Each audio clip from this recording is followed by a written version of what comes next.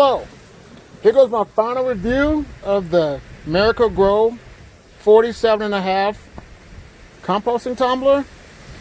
And what I noticed, it gets really heavy when you put stuff in. And another thing, this locking disc right here, it can't support all the weight from the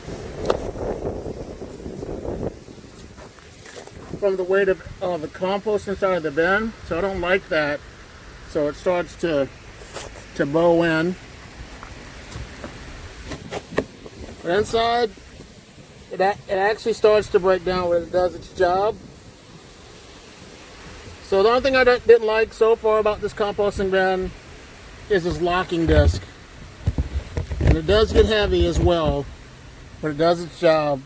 So if you like this video, please like, subscribe, and have a great day. Bye.